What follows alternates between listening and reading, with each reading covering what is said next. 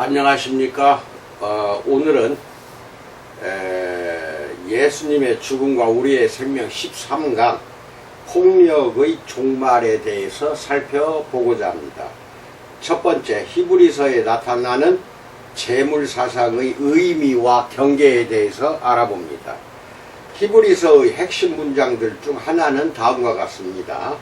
히브리서 4장 15절에서 우리에게 있는 대제사장은 우리의 연약함을 동정하지 못하실 이가 아니요 모든 일에 우리와 똑같이 시험을 받으신 이로되 죄는 없으시니라 라고 말씀합니다. 조금 더 간단히 말하자면 우리가 연약한 상태에 있을 때 우리와 공감하실 수 있는 예수님이 우리를 하나님 앞에서 대변하십니다. 이를 위해서 히브리서는 첫 번째 중요한 근거를 제시합니다. 즉 예수님이 우리처럼 죽음의 고통을 당하셨기 때문에 그분도 올바른 방식으로 우리를 위하여 하나님 앞에 대신 서실 수 있습니다. 이러한 생각은 하나의 중심 주제처럼 히브리서의 서술을 관통하고 있습니다. 하나님의 아들로서 예수님은 하나님의 다른 자녀들과 같은 입장을 취하십니다. 히브리서 2장 14절로 15절에서 자녀들은 혈과 육에 속하였음에 그도 또한 같은 모양으로 혈과 육을 함께 지니심은 죽음을 통하여 죽음의 세력을 잡은 자 곧 마귀를 멸하시며 또 죽기를 무서워함으로 한평생 매어 종노릇하는 모든 자들을 놓아주려 하심이니 라고 말합니다.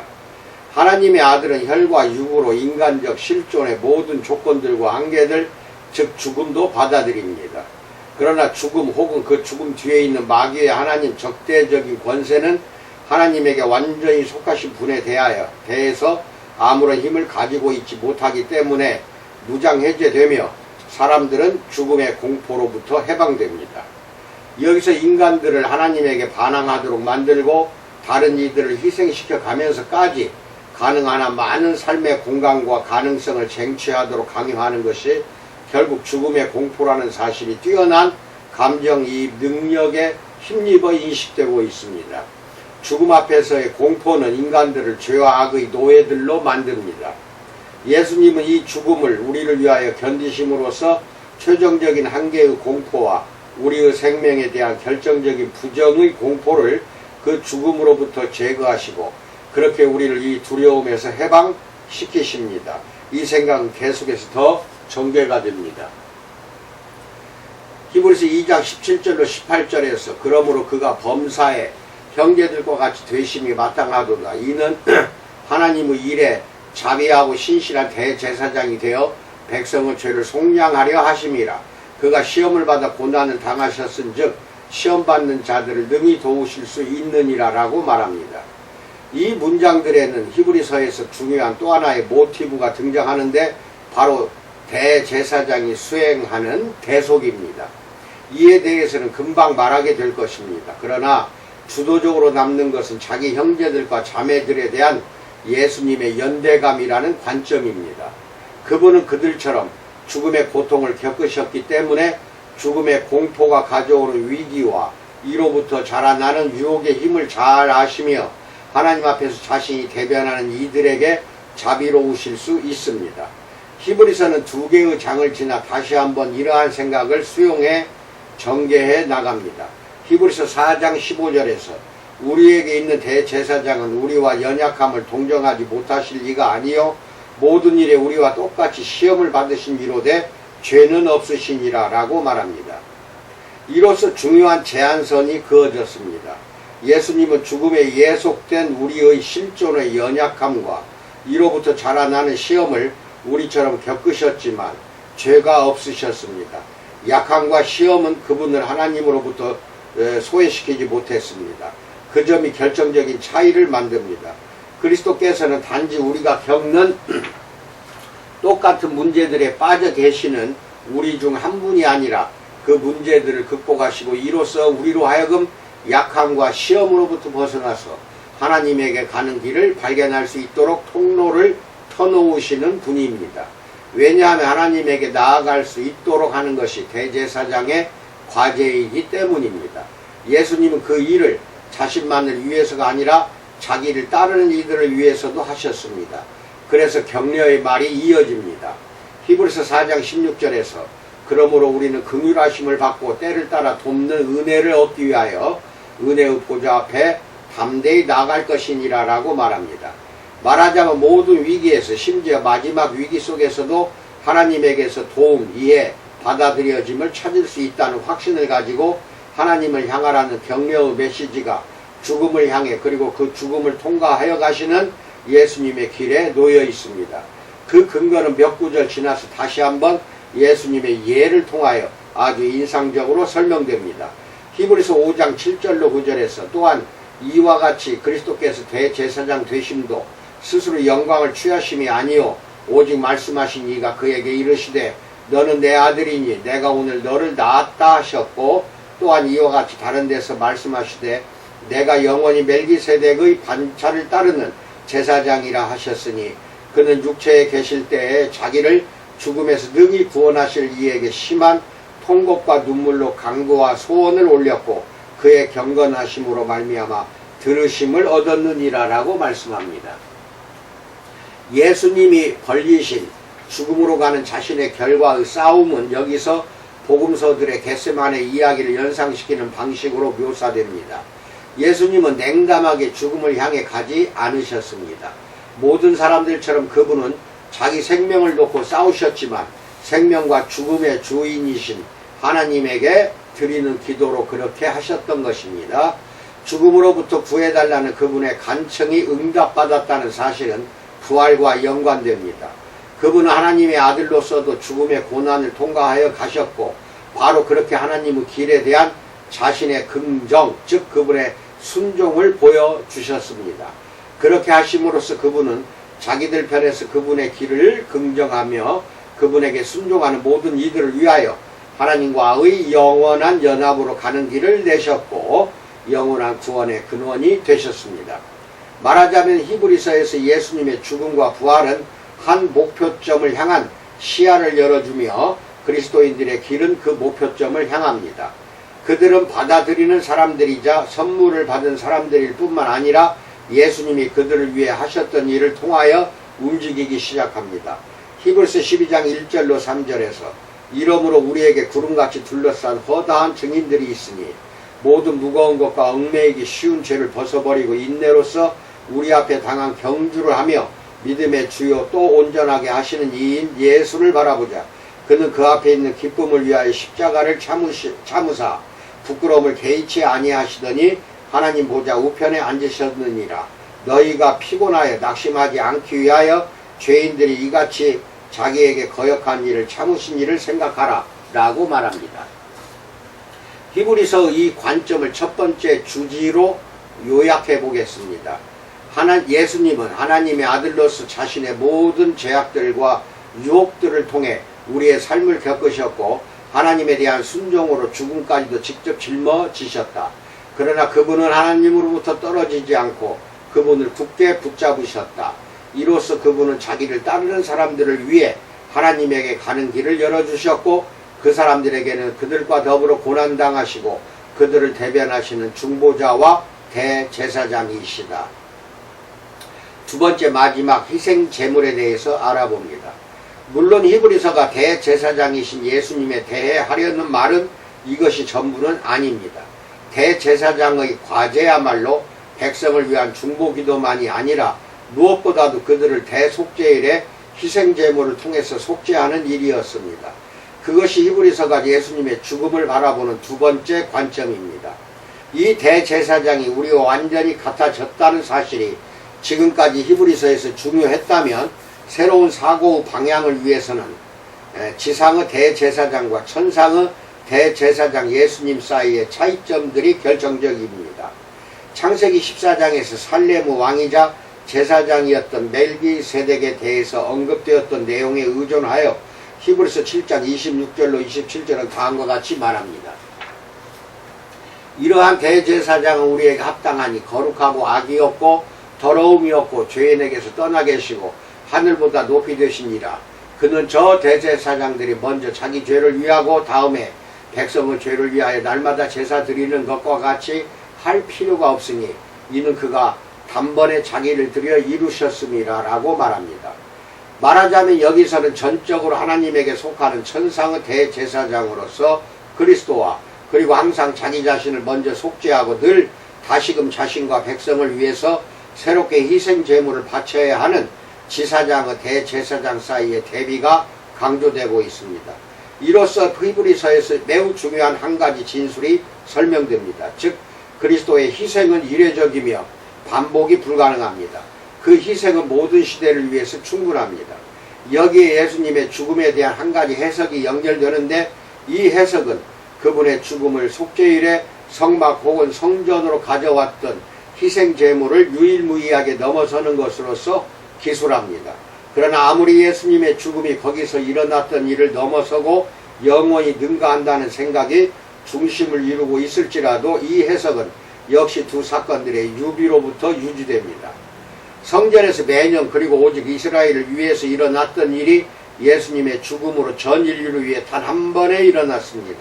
그분의 죽음은 인간들의 죄들을 극복하고 깨끗하게 하며 하나님과의 연합 속에서 살아가는 삶으로 나아가는 길을 열어줍니다. 이 주제에 대한 매우 긴 설명들 중에서 보다 짧은 인용구 하나만 보도록 합시다. 히브리서 9장 11절로 14절에서 그리스도께서는 장래 좋은 일을 대제사장으로 오사 손으로 짓지 아니한 것 곧 이 창조에 속하지 아니한 더 크고 온전한 장막으로 말미암아 염소와 송아지의 피로 하지 아니하고 오직 자기의 피로 영원한 속죄를 이루사 단번에 성소에 들어가셨느니라. 염소와 황소 피와 및 암송아지의 죄를 부정한 자에게 뿌려 그 육체를 정결하게 하여 거룩하게 하거든 하물며 영원하신 성령으로 말미암아 흠없는 자기를 하나님께 드린 그리스도 피가 어찌 너희 양심을 죽은 행실에서 깨끗하게 하고 살아계신 하나님을 섬기게 하지 못하겠느냐라고 말합니다. 예수님의 죽음에서 일어났던 일이 말하자면 여기서는 하늘의 성소에서 일어나는 과정으로 해석되는데 한편으로 이 과정은 외형적으로 속죄일의 성막 혹은 성전에서 일어난 일에 상응하지만 다른 한편으로는 거기서 암시적으로 모사된 것을 훨씬 더 능가하거나 혹은 이제서야 실제로 발생합니다. 염소들과 황소들의 피 대신에 그리스도의 피가 그분의 자발적인 생명 내주심을 위한 상징으로 나타납니다. 그리스도께서는 자신을 직접 희생제물로 내주셨습니다. 죄가 없으신 그분은 단지 외형적으로만 흠이 없는 희생제물을 가져오지 않으셨습니다. 그분은 그것을 자기 자신의 주도하에 하지 않으시고 하나님의 영의 인도를 받아서 하십니다. 희생제물 사상의 논리를 따라 여기서 예외적으로 이 희생제물이 하나님께 바쳐진다고 언급됩니다. 그 외에는 에베소 5장 2절에서만 언급합니다. 그러나 여기서도 그것은 하나님이 필요로 하시는 희생제물이 아니라 받아들이시는 제물입니다. 그렇게 함으로써 하나님을 향한 인간들의 관계가 깨끗해질 수 있기 때문입니다. 여기서도 이중적인 목표 규정이 특징적입니다. 한편으로 희생제물은 과거를 극복합니다. 그것은 우리의 양심을 죽은 행위들로부터 깨끗하게 하기 위하여 발생합니다. 하나님과의 관계에서 무거운 짐이 되고 그 관계를 파괴하는 것은 우리의 양심도 더럽히는데 그 이런 나쁜 관계들을 통해서 뿐만 아니라 살아계신 하나님과의 관계 속에서 행해지지 않는 모든 것을 통해서 일어납니다. 이를 위하여 길을 여는 것, 그것이 그리스도의 희생이 가지고 있는 다른 측면입니다. 삶이 죽은 행위들이라는 폐기물로부터 해방되는 곳에서 살아계신 하나님을 섬길 수 있는 미래가 열립니다. 이러한 생각과 관련하여 히브리서가 그 자체로 하늘에서 실제로 진행되는 제사를 생각하지는 않는다는 점을 분명히 염두에 두어야 합니다. 서신에서 그리스도께서 동시에 대제사장이자 희생제물로 나타나신다는 사실이 이미 그 점을 반박합니다.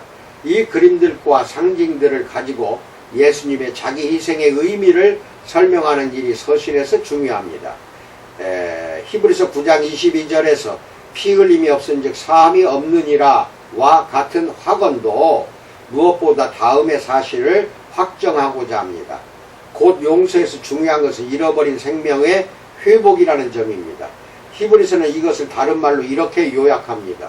그리스도는 마지막 때인 지금 하나님 앞에서 이제 자기를 단번에 제물로 드려 죄를 없이 하시려고 세상 끝에 나타나셨느니라. 한 번 죽는 것은 사람에게 정해진 것이요 그 후에는 심판이 있으리니 이와 같이 그리스도도 많은 사람의 죄를 담당하시려고 단번에 들이신 바 히브리서 9장 26절로 28절처럼 되셨습니다. 이 희생제물은 하나님에게 바쳐지지 않고 하늘의 대제사장이 죄를 철회하고 제거하는 희생제사를 하나님 앞에서 그분의 면전에서 집행하십니다. 이를 통하여 이 대제사장에게 자신을 맡기는 사람들은 거룩하게, 다시 말해서 제2에 적합하게 되며 하나님에게 가는 통로를 갖게 되는데 바로 예수 그리스도의 몸을 단번에 들이심으로 말미암아 히브리서 10장 10절로 됩니다. 그런 이유에서 이 설명들의 끝에 다시금 격려의 말씀이 나옵니다. 히브리서 10장 19절로 22절에서 그러므로 형제들아 우리가 예수의 피를 힘입어 성소에 들어갈 담력을 얻었나니 그 길은 우리를 위하여 휘장 가운데로 열어놓으신 새로운 살 길이요 휘장은 곧 그의 육체니라. 또 하나님의 집 다스리는 큰 제사장이 계심에 우리가 마음의 뿌림을 받아 악한 양심으로부터 벗어나고 몸은 맑은 물로 씻음을 받았으니 참 마음과 온전한 믿음으로 하나님께 나아가자라고 말합니다. 우리는 이 두 번째 관점을 다시금 하나의 중심적인 논제로 요약할 수가 있습니다. 속죄일로서 성금요일에 하늘의 지성소에서 하나의 자신의 생명과 피를 바치심으로써 예수님은 인간들을 위한 속죄 제물로서 죄로부터의 정화와 해방을 획득하신다. 그 사건은 자신을 그리스도께 맡기는 모든 사람들에게 하나님의 심장으로 가는 통로를 열어준다. 세 번째, 영문 밖에서에 대해서 알아봅니다. 그러나 서신의 마지막에서 다시 한번 완전히 다른 세 번째 관점이 나타납니다. 저자는 속죄일 의식에 머뭅니다.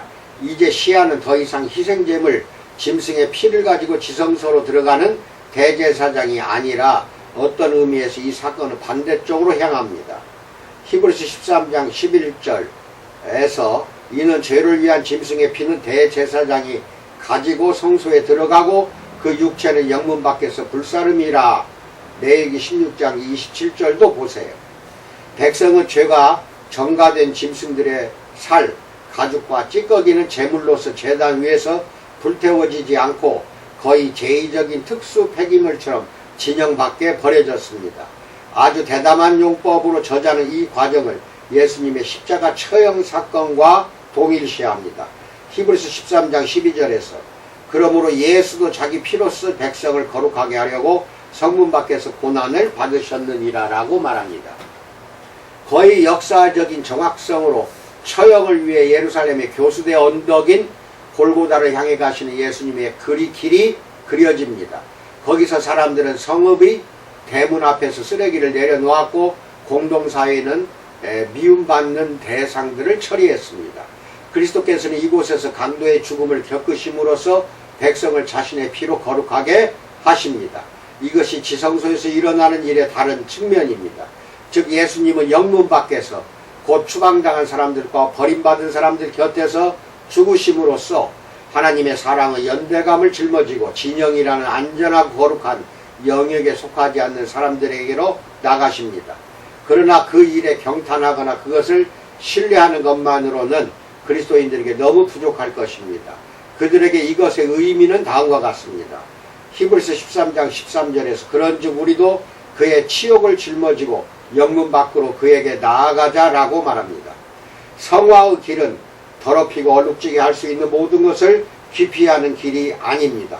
성화의 길은 십자가에 달리신 분에게 가서 그분의 곁에 서는 길입니다. 불경한 장소에서 하나님의 현존, 곧 진정한 지성소를 발견하기 위해 그곳에 머물고 있는 모든 사람들과 함께 말입니다. 이 희생제사는 반복할 수 없습니다. 이 제사를 제의적으로 현실화할 수 있거나 해야 하는 것도 아닙니다. 아직 가능한 유일한 제사는 십자가에 달리신 분에게 신앙을 고백하고 선행을 하며 소유하고 있는 것을 다른 사람들과 나누는 일입니다. 히브리서 13장 15절로 16절 보세요. 히브리서는 예수님의 죽음의 의미를 세 가지 관점으로 바라봅니다. 1. 우리를 위하여 하나님 앞에 서시는 분의 함께 괴로워하심과 함께 가심. 2. 자기 생명을 내어 주심으로써 하나님 앞에서 우리의 잃어버린 생명을 도로 찾으시는 분의 희생. 3. 영문 밖에서 찢기와 쓰레기 사이에서 당한 자신의 죽음을 통하여 추방당하고 포기된 사람들에게로 하나님의 현존을 가지고 나가시며, 그렇게 하심으로써 인간들을 거룩하게 하시고 하나님과의 삶에 적합하도록 만드시는 분의 길. 아멘. 이상입니다. 참으로 이 코로나가 기세가 바로 꺾이질 않네요. 우리 하나님께서 그의 능력으로 전 세계가 고통받고 있는 이 코로나로부터 속히 헤어나오도록 우리 모두가 힘을 합쳐 기도합시다. 건강 조심하시기 바랍니다. 그렇습니다. 우리는 오직 주님의 힘 입어서 기도하는 자들이지 우리의 힘은 나약하고 연약하고 아무 쓸모가 없습니다. 이상으로 마칩니다. 감사합니다.